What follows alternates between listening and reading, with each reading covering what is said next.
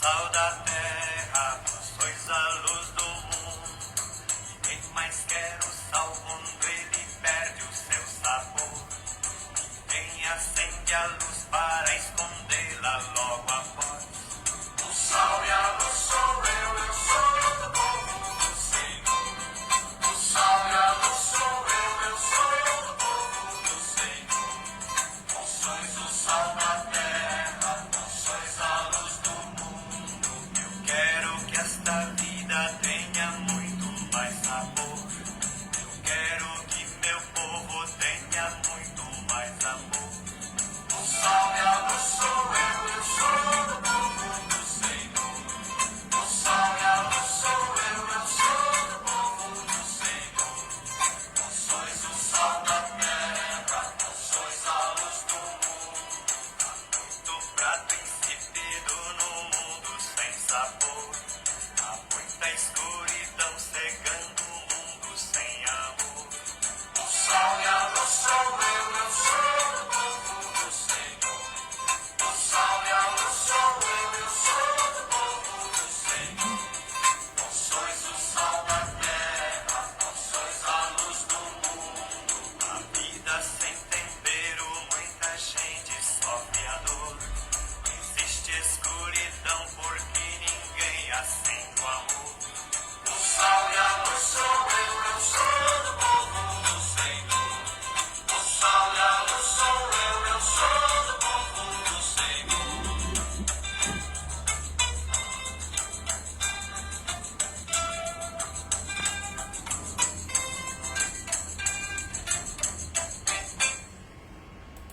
Então, bom dia para todo mundo que está aí, para a nossa reflexão.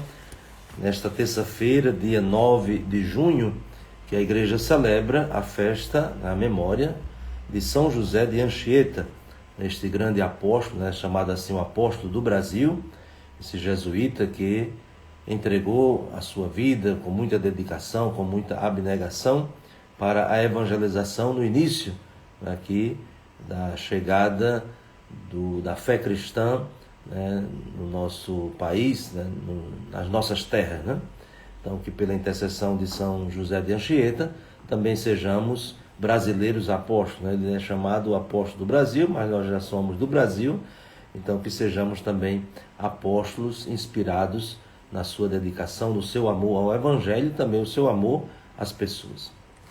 Em nome do Pai, do Filho e do Espírito Santo. Amém.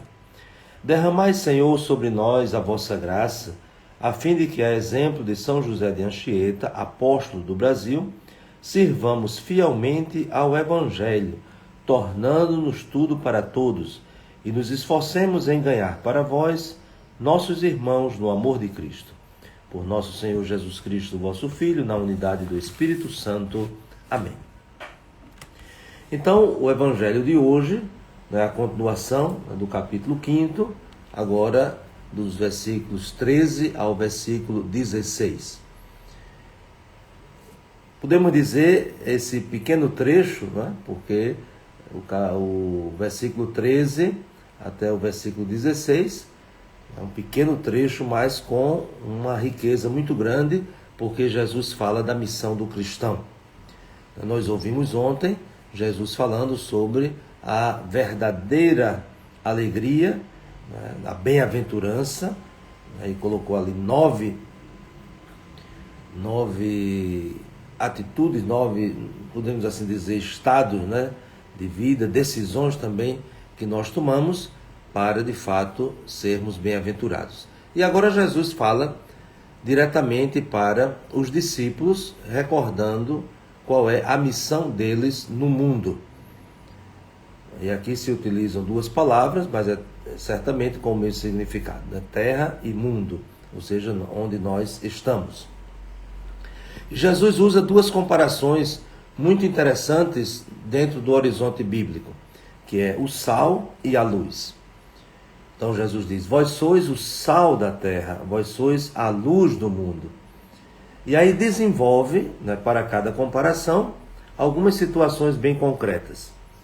Então, primeiro Jesus diz, quando o sal perde o sabor, então ele é jogado fora.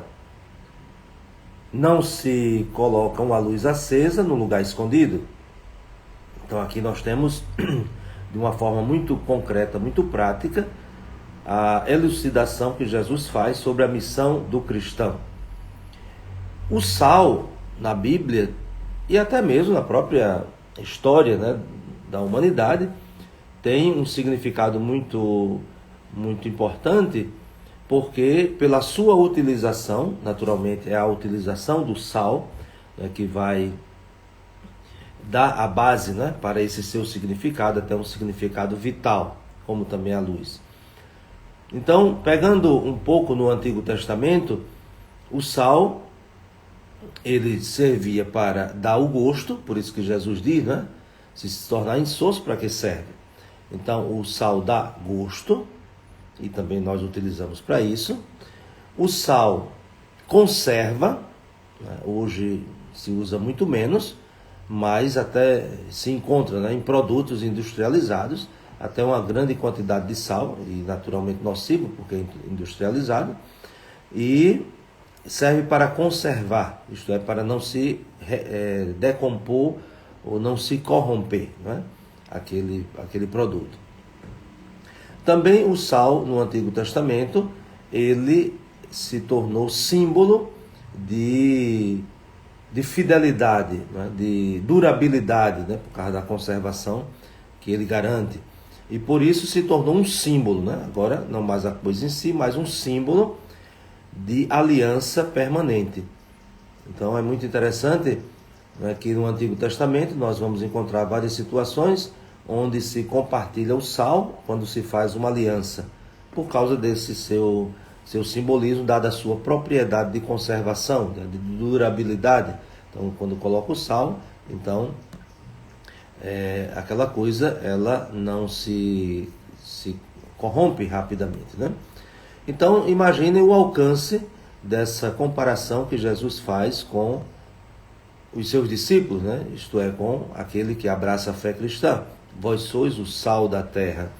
Então podemos lembrar 3 coisas fundamentais. Primeiro, o sal que dá gosto. Então imagine a nossa missão na terra, no mundo, né? Dá gosto. E evidentemente que esse gosto aqui não é só uma percepção sensitiva, mas é para reconhecer, né, algo que de fato é importante para a vida. Por isso que a gente utiliza expressões do tipo assim, ele faz com muito gosto. Né? Por quê? Porque ele se doa, se entrega. Né? Então, o sal que nós somos como cristãos deve indicar isso, a nossa missão, né, que tem gosto, né, que tem empenho, que tem alegria, né, que é algo que de fato nós fazemos com uma dedicação, né? A gente até lembra hoje São José de Anchieta, como ele dedicou a sua vida com esse gosto, né? com essa alegria, né, de anunciar o Evangelho e colocar todas as suas capacidades, as suas forças, né, como ele fez, né, para, na língua dos indígenas, um catecismo, uma gramática e assim por diante. Então isso só se faz com muito gosto, né? Se for a missão um peso, algo que não nos dá essa alegria, então não tem como se sustentar, né? Então, por isso que a missão do cristão, como sal, é também uma manifestação desse gosto, desse sabor. E daí vem, né, do sabor também uma outra maneira que o Antigo Testamento apresenta o simbolismo do sal como a sabedoria. Então, sabor, sabedoria, né? Então era também o símbolo da sabedoria. E o que é que Jesus quer dizer? Que os discípulos agora são o sal da terra, porque eles têm de fato o sabor do Evangelho, que é a verdadeira sabedoria. Então o Evangelho para nós é de fato a sabedoria, né? Então essa sabedoria que antes de tudo é o próprio Senhor, mas também o seu ensinamento que nos chega através do Evangelho, através da proclamação da sua palavra. Então nós temos aí o sabor, depois a conservação. Então nós somos responsáveis, né, em conservar no tempo, no espaço, na história, o Evangelho, né, a pessoa de Jesus. Então, isso também faz parte da nossa missão, por isso somos sal. E depois temos como o simbolismo do sal, evitar a corrupção. Então isso é uma tarefa assim, muito exigente e para nós hoje muito necessária e urgente. Então nós como sal da terra, né? Ou seja, nós como sal no mundo, precisamos nos empenhar para que o mundo não se corrompa, não se decomponha, não se estrague, porque essa é uma das missões, ou melhor dizendo, né, é uma das propriedades do sal, né, evitar que aquela coisa onde o sal é colocado se corrompa, né, se estrague.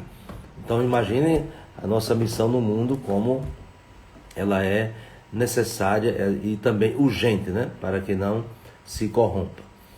E uma outra coisa interessante, quando se fala do sal, é que compartilhar o sal, também no Antigo Testamento e até no Novo Testamento, significava compartilhar da missão, compartilhar de um encargo e, portanto, uma aliança. É muito significativo que Lucas, logo no início dos Atos dos Apóstolos, quando fala daquele período dos 40 dias, da ressurreição até a ascensão, então diz que Jesus passou ali 40 dias dando instruções aos seus discípulos e fala de uma refeição. Então está no capítulo 1 dos Atos dos Apóstolos, versículo 4, quando diz que estava comendo com eles, né, durante uma refeição. E a expressão grega é justamente comendo sal, né, coisa que não se traduz, né, você não encontra, né, em nenhuma tradução, eu pelo menos nunca vi, a tradução literal, né, desta palavra, né, que em grego se diz sinalizômenos, né, então se diz comendo sal juntos, né? Então uma refeição. Então veja, dada a importância do sal, então se tornou até uma linguagem, né?